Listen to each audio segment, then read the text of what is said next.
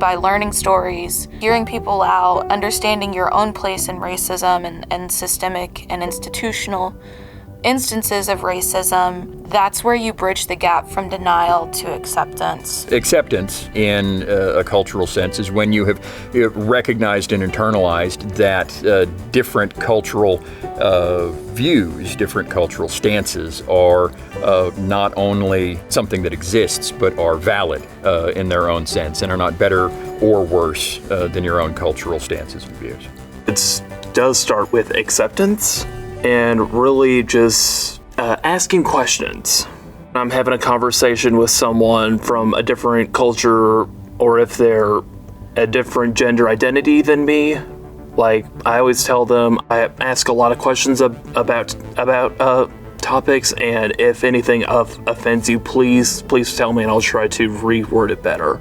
Acceptance can be a really internally messy position, because in minimization, you're thinking, well, status quo is just fine. In acceptance, you're thinking, oh no, I've acted in ways that are not the way that I want to be acting. I've treated people differently.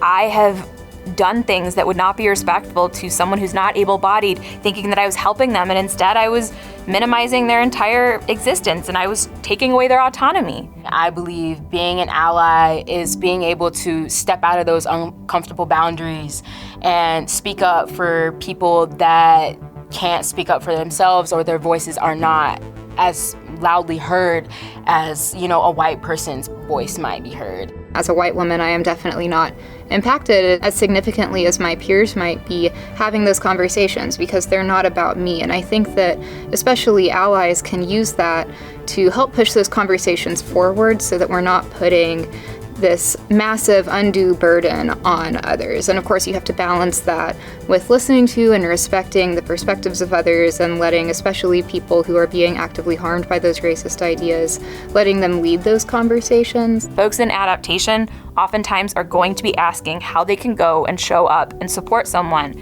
Now, where this is different than other stages is that in other stages, the focus tends to be on the self and on self-awareness, and oh my goodness, I am someone who is not black in a black space, and the feelings of anxiety and uncomfortability really kind of permeate, and it becomes self-centered at times. I like the imagery of the seat at the table, but step further where it's like everybody is has a comfortable seat. You're not on the corner of the table with a bar stool from the kitchen, but everyone is wanted there and is accepted there, and that doesn't mean that everyone has to be fully known there. You can ask questions and still be in a place of learning and understanding, but anybody and everybody is welcome to that conversation. Being able to say that I am proud to speak out about all of these different issues and things like that. It doesn't mean just having a friend of color. Being able to understand the differences that each of us has and using that and being able to be spoken about those differences in uncomfortable situations, that is what diversity and inclusion is. Developing that sense into your personal life, your work life, any professional setting where these conversations might be extremely uncomfortable, but being able to do that makes you more inclusive. People from different cultural backgrounds, we can only say and do so much, but when the majority population, so white people, actually speak out about these things as well, you'll see a shift in everything.